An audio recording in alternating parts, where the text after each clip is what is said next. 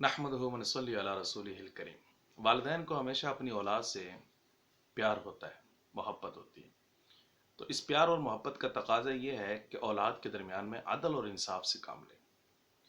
चुनाचे औलाद के दरमियान में हमेशा अदल और इंसाफ से काम लेना चाहिए। हर वो वालिद और वालदा जिसको अपने वालिदैन के साथ प्यार है, मोहब्बत है, तो प्यार और मोहब्बत का तकाजा यही है कि हम बेटी को बेटे पर और बेटे को बेटी पर तरजीह न दें। चुनाचे हजूर अक़दस सल्लल्लाहु अलैहि वसल्लम ने कभी भी इस चीज़ को पसंद नहीं फरमाया कि औलाद के दरमियान में आदल और इंसाफ से काम न लिया जाए।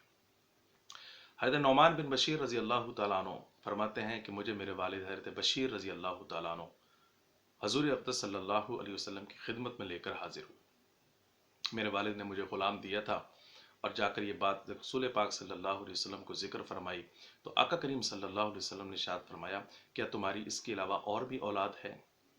तो हज़रत बशीर रज़ी अल्लाह तआला अन्हु कहने लगे, जी असलम मेरी इसके अलावा और भी औलाद मौजूद है। तो क्या आपने अपनी औलाद में से हर एक लड़के और लड़की को ऐसे ही ग़ुलाम बतौर हिबा गिफ्ट तोहफ़ा पेश किया है जैसे हज़रत नौमान को किया? तो कहने लगे, नहीं असल मैंने सिर्फ हज़रत नौमान को दिया। तो हजूर ने इरशाद फरमाया अब हजूर अक़दस सल्लल्लाहु अलैहि वसल्लम ने इरशाद फरमाया कि मैं जुल्म पर गवाह नहीं बनता। एक रिवायत के अंदर है आप अलैहिस्सलाम ने इरशाद फरमाया कि मेरे अलावा किसी और को गवाह बना लो। एक रिवायत में है हजूर अक़दस सल्लल्लाहु अलैहि वसल्लम ने इरशाद फरमाया, अगर तुम ये चाहते हो कि सारी औलाद जो है तुम्हारे साथ नेकी में बराबरी का सलूक करे, हुस्न सलूक में बराबरी का सलूक करे, तो तुम्हें भी चाहिए कि तुम उनके साथ अदल और इंसाफ से काम लो।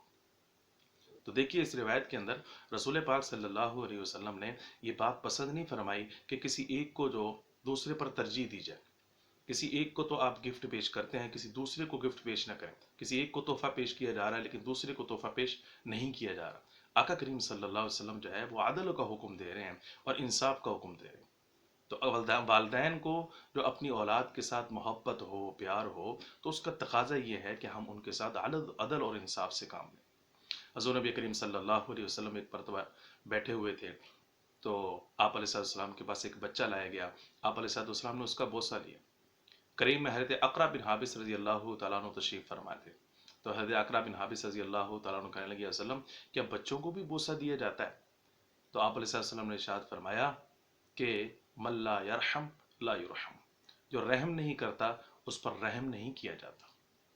तो हज़रत अक़रा बिन हाबिस रज़ी अल्लाह तआला अन्हु कहने लगे, वसल्लम मेरे तो 10 बच्चे हैं, मैंने कभी बोसा नहीं दिया।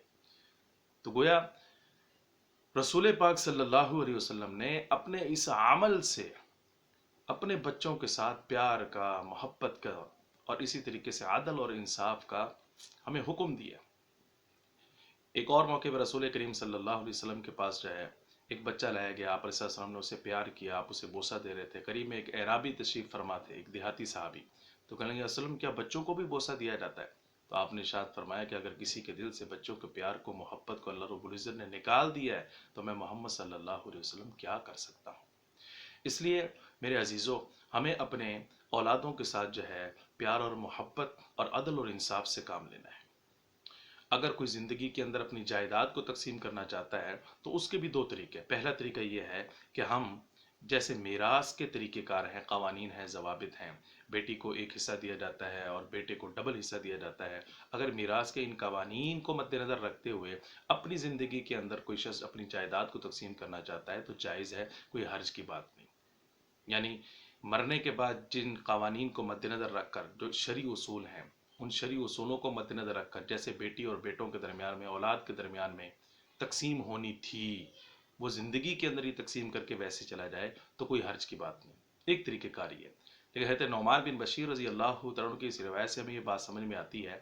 दूसरा तरीका ये है कि ज़िंदगी के अंदर अगर कोई जायदाद को तकसीम करके जा रहा है तो वो मीरास नहीं है, वो दर हकीकत वालिद की तरफ से और वालदा की तरफ से दर हकीकत एक किस्म का तोहफ़ा है, गिफ्ट है। और तोहफे के अंदर बराबरी है, गिफ्ट के अंदर बराबरी है, जैसा कहते हैं नौमान बिन बशीर रज़ी अल्लाह तआला की रिवायत से हमें मालूम हो रहा है। इसलिए कोशिश ये करनी चाहिए कि अगर ज़िंदगी के अंदर जायदाद को तकसीम किया जा रहा है तो सारी औलादों के दरमियान में, अपनी तमाम तर औलाद के दरमियान में अपनी तमाम तर जायदाद जो है वो बराबर बराबर तकसीम की जाए। यानी अगर 2 कनाल जो है बेटे के हिस्से में आ रही है तो 2 कनाल बेटी को दें। یہ نہیں کہ ایک کنال بیٹی کو دیں اور 2 کنال جو ہے بیٹے کو دیں. اس لیے گفٹ ہے، یہ تحفہ ہے، اور تحفے کے اندر چونکہ برابری ہوتی ہے، اس لیے جو ہے حضرت نعمان بن بشیر رضی اللہ عنہ کی اس روایت سے ہمیں یہ بات سمجھ میں آتی ہے کہ جائیداد کو برابر برابر تقسیم کرنا چاہیے. ہاں اگر کوئی اولاد میں سے اپنے والد اور والدہ کی خدمت بہت زیادہ کرتی ہے، یا یہ ہے کہ کوئی دیندار ہے ماشاءاللہ بہت زیادہ، یا یہ ہے کہ کوئی فقیر ہے، غریب ہے، اور اس کے پاس اسباب وسائل موجود نہیں ہیں، تو ایسی صورت کے اندر یہ شرعی عذر کہلاتے ہیں. ان شرعی اعذار کی بنیاد پر اگر کوئی شخص جو ہے اپنی بیٹی یا بیٹے کو کچھ زیادہ حصہ دے دیتا ہے، تو ایسی صورت کے اندر کسی بھی طرح کی کوئی حرج کی بات نہیں ہے. تو شرعی عذر کی بنیاد پر اگر کوئی شخص کسی کو زیادہ حصہ دیتا ہے تو کوئی حرج کی بات نہیں. ویسے برابر تقسیم کرنے کا ہمیں حکم دیا گیا. تاہم اگر کوئی شخص میراث کے قوانین کو مد نظر رکھ کر اپنی زندگی کے اندر بیٹی اور بیٹوں کے درمیان میں، اولاد کے درمیان میں جائیداد کو تقسیم کر کے جاتا ہے تو یہ بھی جائز ہے، اس میں بھی کسی بھی طرح کی کوئی حرج کی بات نہیں ہے. اللہ رب العزت ہم سب کو اپنی اولادوں کے درمیان میں عدل اور انصاف سے کام لینے کی توفیق عطا فرما دے.